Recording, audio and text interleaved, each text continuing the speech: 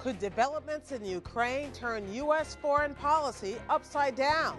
And how the midterm elections could do the same thing to domestic policy. Tonight on Washington Week. Russia has offered a variety of arguments to justify what is nothing more than a land grab. The United States rejects Russia's military intervention and land grab in Crimea. Russia needs Europe more than Europe needs Russia. The West gambles that tough talk and tougher sanctions can force Russia back from the brink. The Ukrainians shouldn't have to choose between the West and Russia. But could Russia's annexation of Crimea inflame other tensions around the world? On the domestic front, the midterm election fight begins to take shape. My belief is that it's going to be a very big win, especially at the U.S. Senate level. 2014 will be a choice. Increasing opportunity for some versus increasing opportunity for all. But both parties are worried. We explore why. Covering the week, David Sanger of the New York Times, Michael Crowley of Time Magazine, Dan Balz of the Washington Post, and Beth Reinhard of the Wall Street Journal.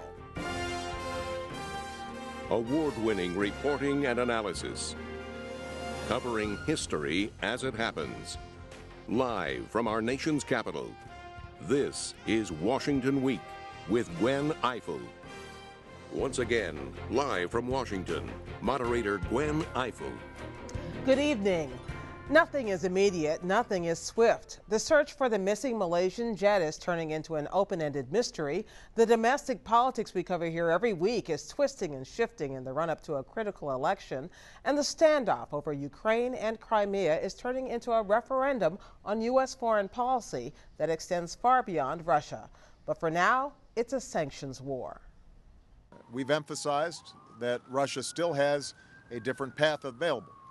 One that de-escalates the situation, and one that involves Russia pursuing a diplomatic solution with the government in Kiev.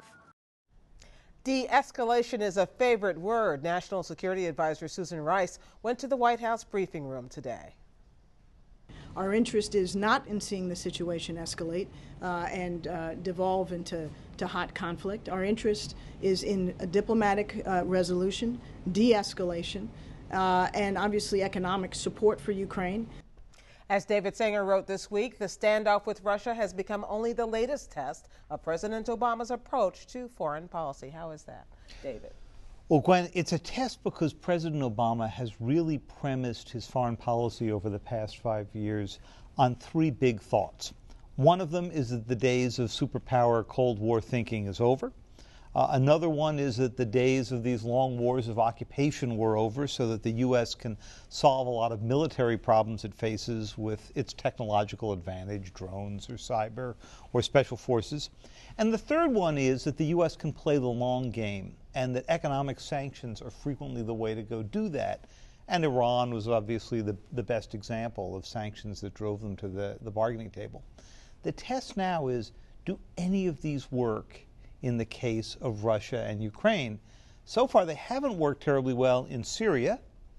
And now the question is, would the president look as if he has pulled back too far from the world if he does not have a stronger response here? So is Ukraine, and Michael, you were in Kiev not long ago, is Ukraine depending on the United States to figure this out?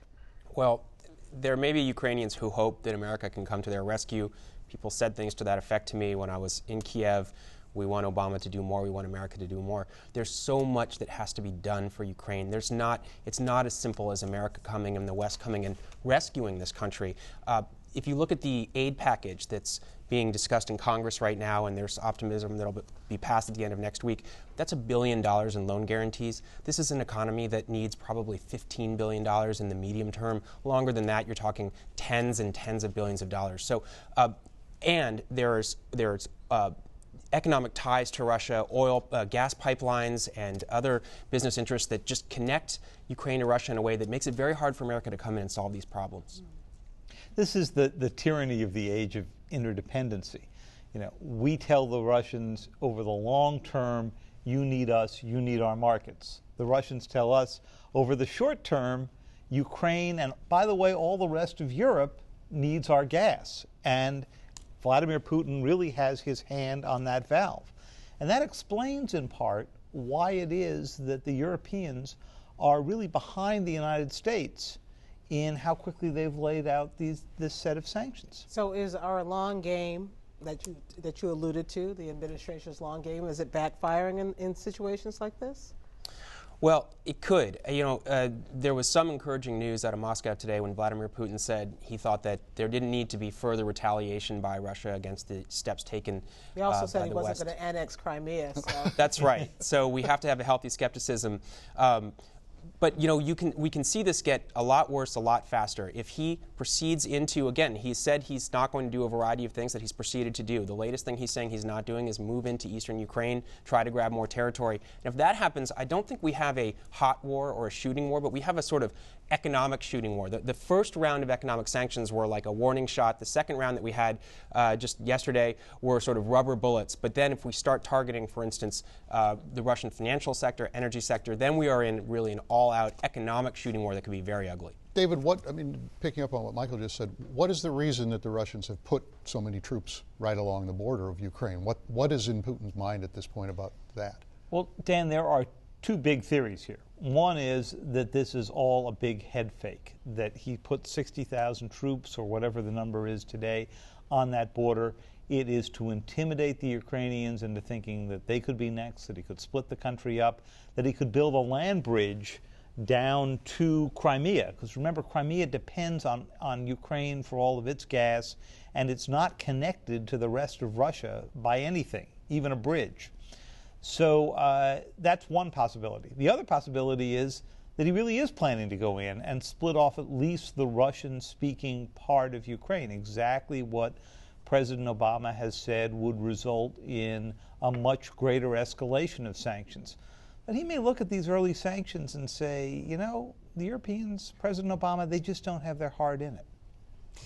Michael, this is happening at a time, this crisis is happening as the Republican Party is engaged in a pretty robust debate over foreign policy. Is it going to continue its tradition of being, strong on national defense and hawkish, or, this libertarian strain led by Rand Paul that is advocating, less intervention in foreign conflicts, and we're seeing a lot of support for that in the polls? Yeah, politically inside the country, there are two really fascinating storylines. One is the perception of how President Obama is handling the crisis. Critics who are saying that he's too weak, he's being pushed around by Vladimir Putin. There's also this clarifying effect, potentially, within the Republican Party. There has been this long debate, maybe we'll call it on the one hand the Rand Paul wing, and he has said essentially nobody knew where Crimea was before this crisis started. Most people couldn't find it on a map.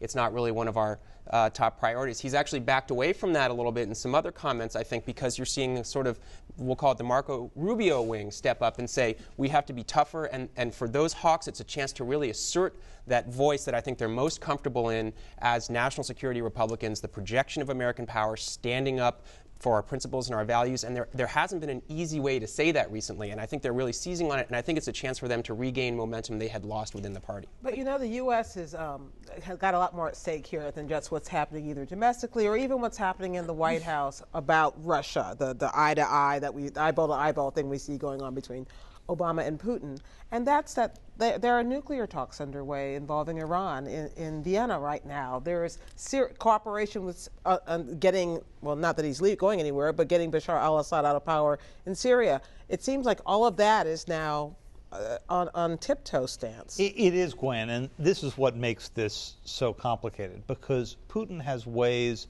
of getting in the way of other elements of the American agenda. Now, you could argue that before Ukraine even came into the headlines, Putin was not being terribly helpful on Syria, and Assad was gaining power, and there was nothing the Russians were going to do to undercut that. They were a bit helpful in pushing Assad to give up the chemical weapons, which we learned this week are about half of them, a little less than half of them are now out of the country. Iran is a more complex issue. Putin doesn't want to see Iran get nuclear weapons either, but he may not want to give President Obama the one great foreign policy win that he has within his grasp, which is the possibility of reaching a long-term agreement with the Iranians. And it is sort of turning on its head this question of what would the Obama foreign policy be remembered for? Because if the president can't get an Iran agreement, if he can't stop the carnage in Syria, which is largely beyond our control, if Europe suddenly is reverse course from 20 years of integration, and if China continues being an expansionist power, President Obama runs the risk, it's too early to tell, but he runs the risk of being viewed as a president who presided over a period of retrenchment. Well, except that he has presided over a period of retrenchment, has he not? He's pulled us back from 2 wars. He's talked about light footprints and soft power. Is that now being proven to not work? The Mitt Romneys of the world certainly think so. That's right. Well, and I think he would interject right away by taking credit for saying, I've wound down these 2 wars. The war in Iraq was winding down anyway, but he will take credit for it, and I think has done a very good job of fighting al-Qaeda with drones and keeping the country safe from significant exterior terrorist attack, barring the Boston Marathon bombing. But I agree with most of what David just said, and actually when you think about what's left, it's the Middle East peace process, which is the great rock of Sisyphus for one president after another, and he's pushing that boulder, and he may think that only if I can get this boulder to the top of the hill, I will have a legacy, but I think it's a real long shot. Fortunately, Russian cooperation on that particular issue is not nearly as important as it is on some of the other issues that we've mentioned. So maybe they can pull it out without... I was going to call the Middle East peace process a Hail Mary, but I don't think it's quite close. Rock of Sisyphus, right. Much better. Could I ask, the president goes abroad next week with what now look to be some very important meetings with Europeans. What's his goal? What's his objective? What could be accomplished in that in terms of the U.S., Russia, Ukraine issue? Well, Dan, the ostensible reason for going abroad is first to go to the Nuclear Security Summit, which has been actually one of his more significant foreign policy successes, sweeping up the loose nuclear material that's around the world. You certainly, in a world of this kind of chaos, don't want to have a lot more of that. And then to go meet the Europeans in what he was hoping would be something that would push forward trade deals. Instead, Ukraine is going to be dominating all of this. And I think the big question is, can he get the Europeans on the same page so that they are speaking as toughly to Putin as he is? We'll talk about that a little bit more during the webcast. Welcome to Washington Week, Michael. Thank you so much. Moving on to domestic politics. The midterm elections are beginning to come into focus. Everybody's nervous, but party leaders won't say so out loud. Republican Party Chief Reince Priebus is hoping to capitalize on antipathy toward Obamacare.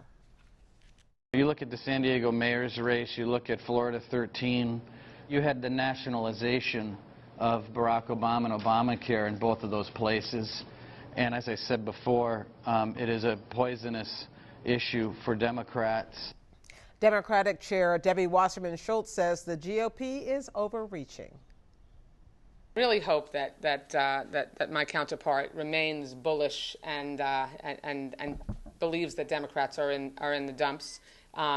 They were predicting up to hours before the polls closed on Election Day in 2012 that we would all be inaugurating President Mitt Romney, too. Neither one of them sounded very convincing to me, Dan. Which party really has the most to worry about? Well, I don't think it's close at this moment. I think it's clearly the Democrats. I mean, that this is a midterm election, the 6th year of a presidency. The party in power or that holds the White House almost always loses seats, so that's just for starters. The House is very difficult. You know, after the government shutdown, there were some Democrats, because the Republicans took such a hit, who were saying, well, maybe we have a chance even to take back the House. I don't think you hear any of them saying that with any truthfulness. The bigger issue is clearly the Senate. The Republicans need a net of 6 seats to take back the Senate.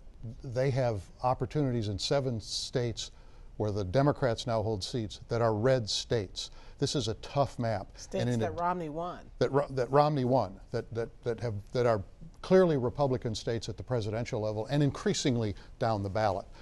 Some of these have incumbent Democrats running. Some are open seats. It's harder to defeat an incumbent than it is to pick up an open seat, but nonetheless, these are tough races. And beyond that, you have the state of the Obama presidency. and the unhappiness that a lot of people have. His approval ratings nationally are in the low 40s, or maybe 41, 42, 43%. In these red states, they are much lower than that. And so he is a drag on these Democratic candidates in these races. So it's a tough situation. And yet, Beth, the Republicans are worried too, and their choice is between 2014 and 2016, and whether to focus on policy or the politics of those 2 years. Right, and it really depends on what type of Republican you ask. If you ask a congressional Republican who's interested in maximizing their control of the House and sees the Senate, tantalizingly in reach, they would say, keep focusing on 2014. Obamacare is working for us. The president's low approval is working for us. Full steam ahead. All signs are looking very favorably for Republicans. If you talk to folks who are looking ahead to 2016, who are thinking about the presidential campaign, who remember how poorly Mitt Romney did with Hispanics and Asian Americans and African Americans, and not as well with unmarried women, they're hand-wringing a little bit and saying, wow, I wish we had done immigration reform, because it's sure going to be hard to do that in 2015. Beth, you mentioned the results of the presidential election, and you'll remember the Republicans did this long sort of autopsy report just a little more than a year ago on that, and they came out with some lessons, particularly about appealing to Hispanic voters, appealing to women, and so forth. A year later, what's the status of that report? Did it really make a difference in the way they are conducting their campaigns for the midterms? I think the RNC has definitely pointed the party in a certain direction. I mean, they've made it clear these are the priorities. This is the outreach we need to do. And they actually went so far to say, we highly recommend that you take up immigration reform. But, the RNC is a party apparatus. They are not candidates and elected officials. They can only do so much. And, clearly immigration reform is barely alive, and we may never see it this cycle.